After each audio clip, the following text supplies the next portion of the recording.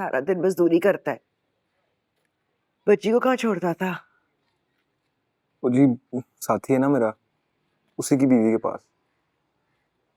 उनका भी 6-7 माह का लड़का है, तो तंग नहीं करती जी बच्ची। दूध पिला दो एक बारी तो सोई रहती है आराम से। भी साबिर बच्ची है जी, पता नहीं किस पर पड़ी है। बहन मेरी तो हर टाइम रौला डाल के रखती थी, शादी के बाद बिल्कुल ही चुप हो गई थी जी। साबिर हो गई थी काफी। मम्मी तो मेरी कहती भी है कि शादी के बाद लड़कियों में वैसे भी सब्र आ जाता है, और अब्बा मेरे का भी यही कहना है कि लड़कियों की शादी जल्दी कर देनी चाहिए, फिर वो हर तरह के हालात में फिट हो जाती हैं। छोटी होती है ना जी, सेट हो जाती है जल्दी। फिर पूछना था ना अपने अब्बा जी को कि उनकी 16 साल की छोटी सी लड़की होगी फिर सेट। अब तो जी रोते ही हैं हर टाइम।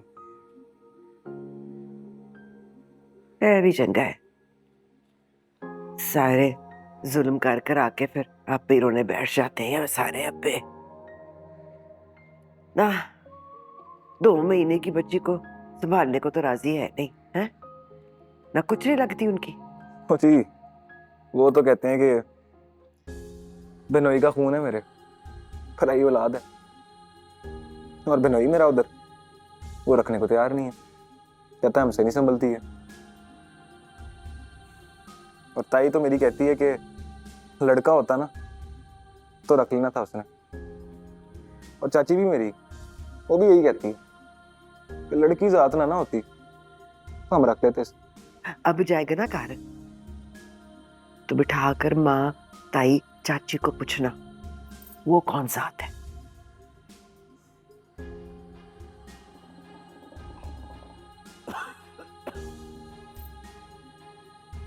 रात को कहाँ रखता था बच्ची को? अपने साथ ही जी, क्वार्टर में। हाँ फिर उन्होंने इधर ही छੱਡ दे। वो नूर परी तो ऐसे उसको सीने से चिपटाए फिरती है, बच्ची भी मनूस हो गई है, उसको लगता है वही उसकी माँ है। वैसे भी अब नहीं संभलनी तुझसे बच्ची, साबिर नहीं रही, टां टां करके रोती है, पूरा मोहल्ला सिर ते चुके आंदा है। ना रोता भी बंदा तभी है ना जिसका रोना सुनने वाला ते आंसू पोंछने वाला कोई हो। तेरे मेरे जैसों ने क्या रोना है।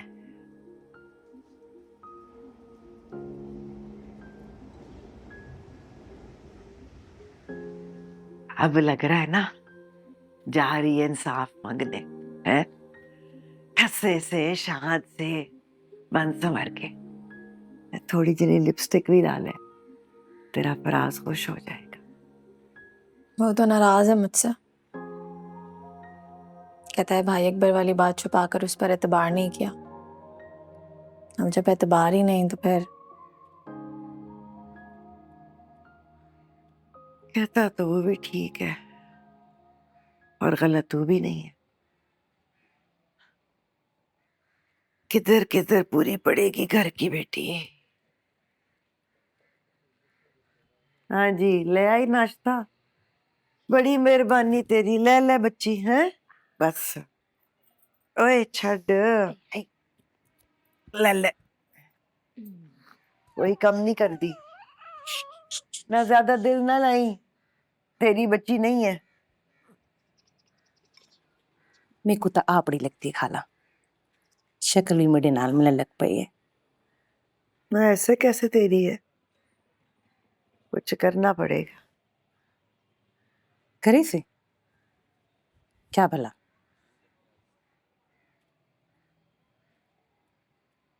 ब्याह कर ले धीमे नाल, बच्ची तेरी हो जाएगी।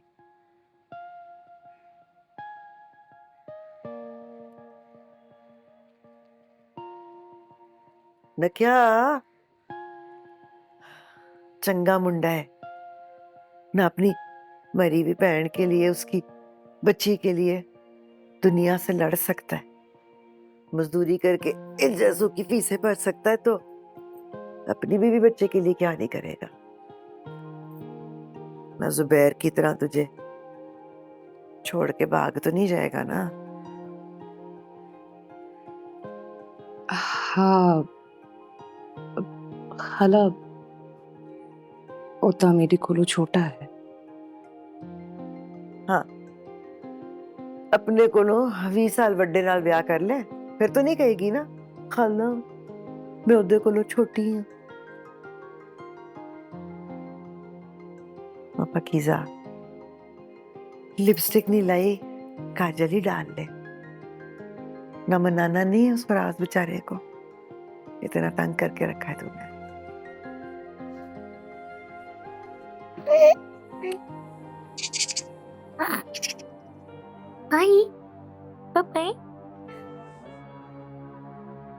रब रखा।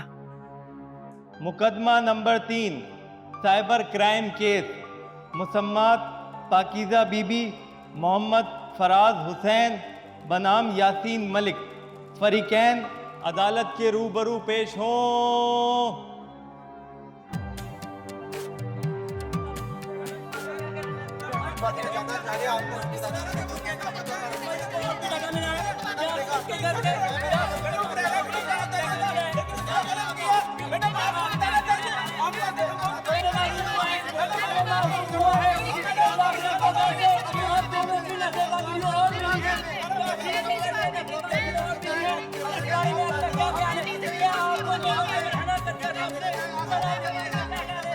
अदालत लग गई है, अदालत लग गई है।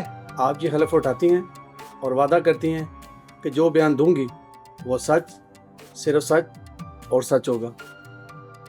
मैं हल्फ उठाती हूँ, जो भी कहूंगी सच कहूंगी, सच के सिवा कुछ नहीं कहूंगी।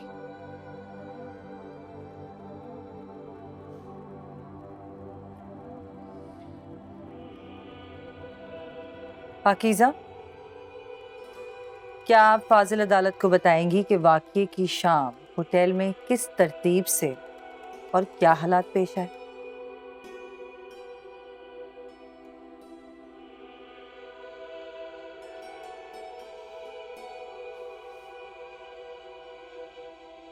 मैं पाकीज़ा बीबी दुख्तर मोहम्मद असलम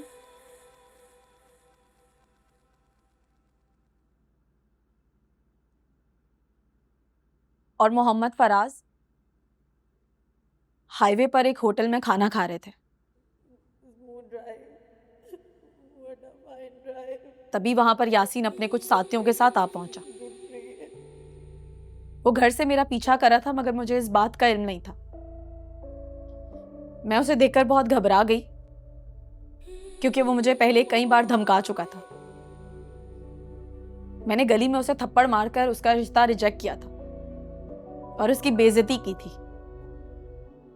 तो मुझे मालूम था कि वो मुझसे इस बात का बदला जरूर लेगा। तो उसे देखकर मैं बहुत डर गई, बहुत घबरा गई, और फराज और मैं उस होटल से निकलकर ऊपर वाली मंजिल पर जा पहुंचे।